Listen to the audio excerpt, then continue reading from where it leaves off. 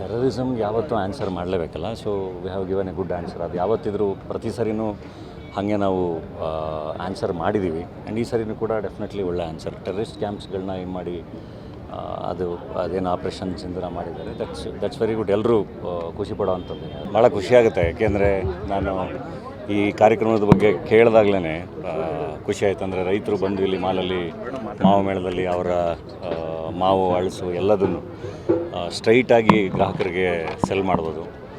So ರೈತರಿಗೆ ಒಂದು ಒಳ್ಳೆಯ ವೇದಿಕೆ ಮಾಡಿಕೊಟ್ಟಿದ್ದಾರೆ. And at the same time Garuda ಮಾಲಲ್ಲಿ ಇವಾಗ ಸುಮಾರು 1,00,000 ಬುಕ್ಸು ಪುಸ್ತಕ ಮೇಳ ಕೂಡ ನಡೀತಾ ಇದೆ. ಮಕ್ಕಳಿಗೆ ಬೇಕಾಗಿರೋ ಪುಸ್ತಕಗಳಿಂದ ಹಿಡಿದು ಎಲ್ಲ ಏಜ್ ಗ್ರೂಪಿಗೆ ಬೇಕಾಗಿರೋ ಪುಸ್ತಕಗಳು ಕೂಡ. ಸೊ ಸಮ್ಮರ್ ಹಾಲಿಡೇಸ್ಗೆ ಈ ಥರದ್ದೊಂದು ಕಾರ್ಯಕ್ರಮ ಮಾಡಿದ್ರೆ ತುಂಬ ಚೆನ್ನಾಗಿದೆ.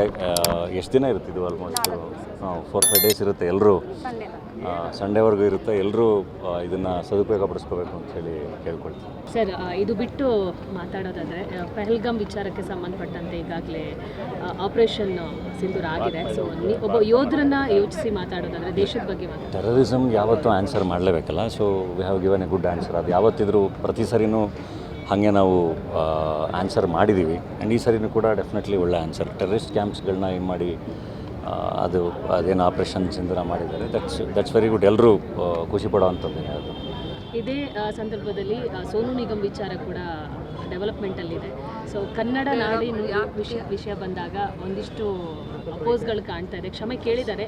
ನಾಡು ನುಡಿಗೆ ಎಲ್ಲರೂ ನಿಂತ್ಕೊಳ್ಳೇಬೇಕು. ಆ್ಯಂಡ್ ಸೋನು ನಿಗಮ್ ಅವರು ಕೂಡ ಕನ್ನಡದ ಬಗ್ಗೆ ತುಂಬ ಕಾಳಜಿ ಇದು ಎಲ್ಲ ಇದ್ದಂಥ ಕಲಾವಿದರೇ.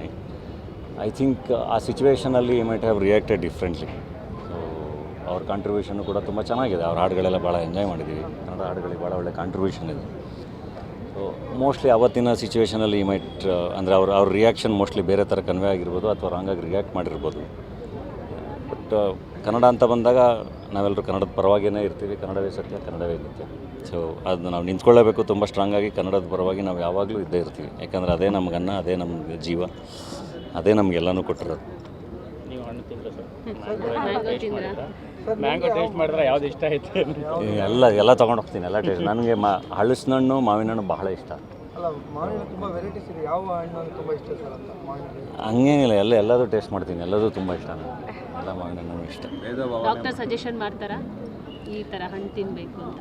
ಅದಕ್ಕೆಲ್ಲ ಯಾವ ಸಜೆಷನ್ ನೇಚರೇ ಸಜೆಸ್ಟ್ ಮಾಡಿದೆ ತಿನ್ನಿ ಅಂತ ತಿನ್ನೋದು.